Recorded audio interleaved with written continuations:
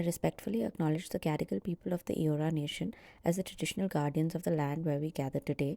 I also acknowledge the traditional owners of the land of the Wacha Wacha people and the Gungalu people, and I'm grateful to them for protecting and preserving the land since.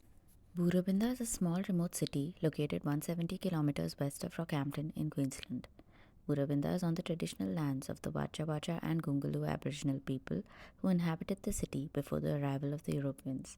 Its current population is estimated to be around 1,091 people, with 91.6% of the residents being of Aboriginal heritage. Burabinda has a number of facilities, including a healthcare centre, a community centre, the Burabinda State School, and an art and cultural centre. Of all the totems present in their culture, the freshwater eel and the emu hold great importance in these tribes. The emu is a recurring theme present in local artwork and tribal flag of the Waja community. There's a long history that began with the arrival of European pastoralists in the area in the late 1840s. The government established Urabinda to relocate 52 tribes from the Tarum Aboriginal Reserve, some of which are shown in the infographic. This led to a drastic increase in population.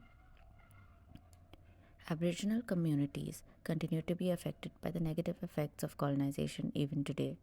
The resulting disparity, commonly known as the gap, include factors like education, employment, and income, which must be addressed in order to bridge this gap.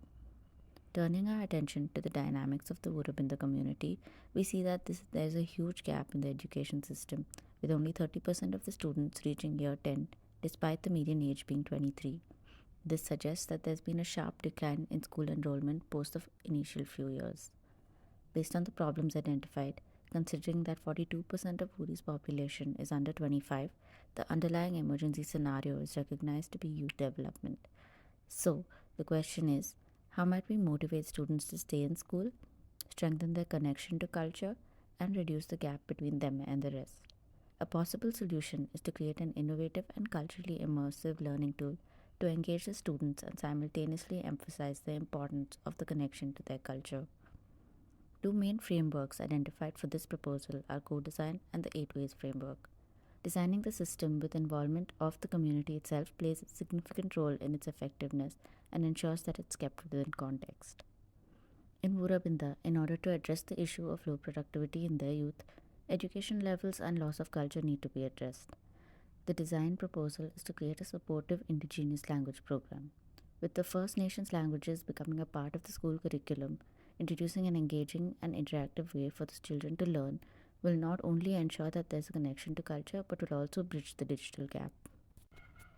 Combining these points, the proposed solution is Dari, a language learning kiosk. Originating from the Aboriginal term Daderi, meaning deep listening, it describes the process of respectfully hearing others in order to foster community and to inspire others to look deeper and gain insight from the rich history of Aboriginal culture, knowledge, and understanding. Beginning with a message welcoming users to the community, they can then select between the Gungalu and Waja language to continue. An array of topics based on the extent of reclamation are available, with the correct pronunciation provided to make it easier to repeat and remember. The product is a combination of an information kiosk and a digital application to help the residents of Burabinda learn both languages as they are being reclaimed. Dari draws on the principle of deep learning, encouraging people to listen and learn their native languages. On completion of a few topics, there's an interactive quiz to test the users on their learning. Since the application can be used by a group as well, children can learn together, creating a sense of community. The second part of the proposal is the information kiosk housing the digital tablet. This will be installed in both the Art and Cultural Center as well as the Burabinda State School to allow both children and adults to learn the language.